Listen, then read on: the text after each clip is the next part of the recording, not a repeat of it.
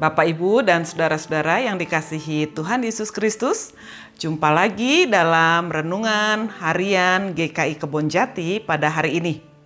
Firman Tuhan hari ini diambil dari kitab 1 Tesalonika pasal 5 ayat 12 sampai dengan yang ke-22. Nah, Bapak Ibu sekalian, saya akan berfokus pada ayat yang ke-19 saja pada hari ini. Sekaligus menjadi tema kita juga dalam renungan harian hari ini. Jangan padamkan roh. Api yang berkobar dapat berkonotasi negatif, tapi bisa juga berkonotasi positif. Hari ini kita hanya akan berfokus pada konotasi yang positif. Api yang berkobar dengan konotasi positif adalah api yang baik dan berguna. Misalnya api untuk tungku memasak, api unggun yang dibutuhkan sebagai bahan penghangat bila udara sangat dingin. Api yang menjadi bara yang sangat panas tapi juga dibutuhkan untuk membentuk emas atau besi menjadi perhiasan atau peralatan apapun juga.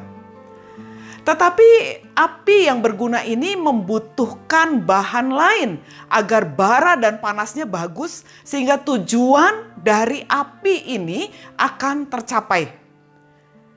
Kurangnya bahan akan membuat api ini tidak baik dan tidak sempurna dan tujuan tercapai tetapi mungkin tidak baik.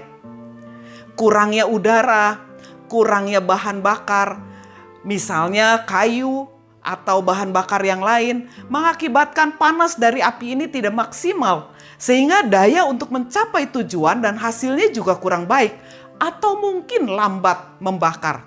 Apalagi bila kemudian api ini padam karena kurangnya bahan pendukung, maka api yang tadinya adalah sesuatu yang baik dan berguna menjadi tidak berguna sama sekali.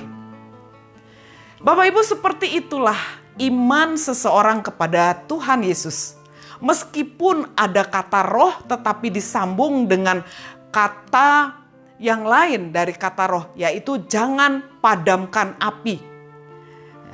Yang kemudian kalimat ini atau kata ini kerap kali dihubungkan dengan istilah api Roh Kudus yang layaknya lidah api yang turun pada hari Pentakosta yang membakar roh, yang membakar hati, yang membakar semangat orang percaya pada waktu itu untuk bersaksi memberitakan tentang Yesus Kristus.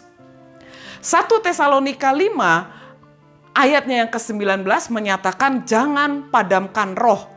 Maksudnya adalah bahwa hidup umat beriman pada Yesus Kristus harus memiliki kelengkapan yang cukup untuk mengupayakan agar iman percaya kepada Yesus Kristus terus-menerus membara dalam setiap situasi kehidupan. Kelengkapan untuk iman yang terus membara itu dapat diupayakan dan dihadirkan dengan banyak cara. Paulus menyebutnya dari antara ayat yang ke-12 dalam pasal 5 tadi sampai dengan ayat yang ke-22. Paulus menyebutnya bahwa kelengkapan untuk seseorang mampu membakar, mampu membuat roh yang ada di dalam hidupnya menjadi tidak padam, dapat datang dari banyak hal. Dapat datang dari orang-orang yang menyatakan kebenaran firman Tuhan. Entah firman Tuhan yang enak didengar dan nyaman didengar, maupun firman Tuhan yang menegur, yang mungkin tidak nyaman di telinga dan bahkan tidak nyaman di hati. Kelengkapan dari supaya roh di dalam kehidupan seseorang tidak padam adalah kesabaran, ketertiban di dalam memahami, membaca firman Tuhan. Ketertiban dalam sikap hidup yang benar sesuai dengan kehendak Tuhan. Kemurahhatian, pengampunan, kasih terhadap sesama, kepekaan, dan tangan yang terulur pada kebutuhan sesama. Tetapi juga sekaligus keberanian untuk menyatakan hal yang benar dan hal yang dikehendaki Tuhan sekalipun beresiko.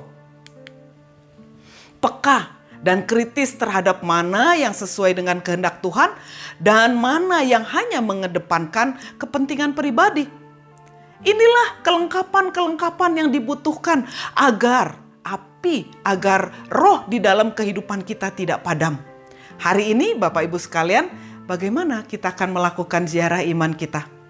Mari teruslah menjadi terang bagi sesama, supaya mereka melihat Kristus hidup di dalam diri kita. Jangan padamkan roh. Tuhan Yesus memberkati. Amin.